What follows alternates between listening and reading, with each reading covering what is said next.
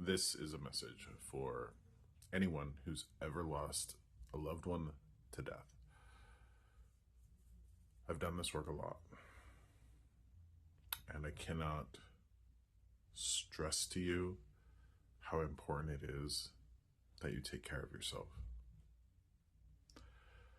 Physically, emotionally, mentally, spiritually, every level that you have, every part of you that you are, to take care of yourself.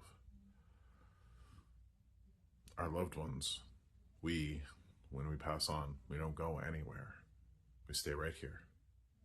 Everybody's got somebody around them, watching them, loving them, wanting the best for them. And this might be hard to hear for a lot of folks, but if you want your loved ones in spirit to rest in peace, you have to live in peace. A couple of examples. I was just in Newport, Vermont last night, and before I give away my gifts, which is a fun thing to do, I have what I call an opener, a spirit that comes to me a day or two prior to the event, and they're with me and they're talking to me and they're showing me basically what's going on in the message. So I had this woman come to me, and she had family members, as she was dying, stand around her bed and sing this religious song, a hymn. I don't have any background. In religion. I wasn't raised in that world. The song that came to my mind was "The Circle Shall Remain Unbroken," or "Will the Circle Remain Unbroken," something to that effect. And I had to listen to it prior to going out and talking to folks. But the point that this woman was making is that as much as her loved ones gathered around her and helped her move on to spirit, she was now watching how the circle was broken. And the woman that I got connected to in the front row said how her and her sisters don't talk to one another. And I was really bothering that woman in spirit. It was really bothering her. I was connected to a woman last night who had a husband in spirit, and she was so cruel to herself. She was an exceptional human being, full of love, hard work, showing up for folks, but she was so unkind to herself here, and his biggest message to her was, cut the shit. Tell yourself the truth. And on and on and on again did I get connected to people who needed to hear this message of take care of themselves, be kind to themselves. It's over and over and over again. A thought exercise that might help you see where they're coming from.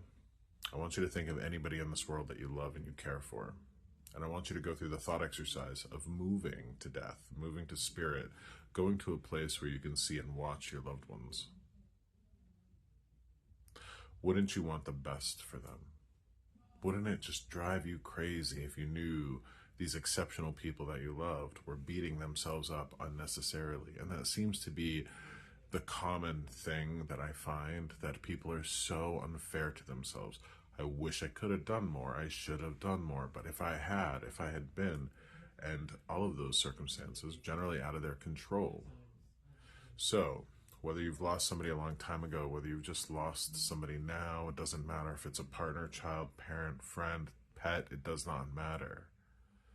Hold your story with grace. Walk through this world with grace, giving yourself compassion, understanding, acceptance, love, all of those things. Do not rake yourself over the coals, because even if you do it on the inside, your loved ones know what's going on. They know what you're going through. They know what you're saying to yourself. So more than anything, I want to encourage you to take care of yourself with every ounce of your being. I do that for myself because I have parents that are still in this world. I want them to be at peace. Their son has to be at peace. I have a grandmother in spirit that I want to be at peace. I didn't get a chance to know my other grandparents, but I did get to know her, and that woman suffered while she was here. I do not want her to suffer when she's in spirit, and the only thing I can do to make sure she doesn't is to minimize my own.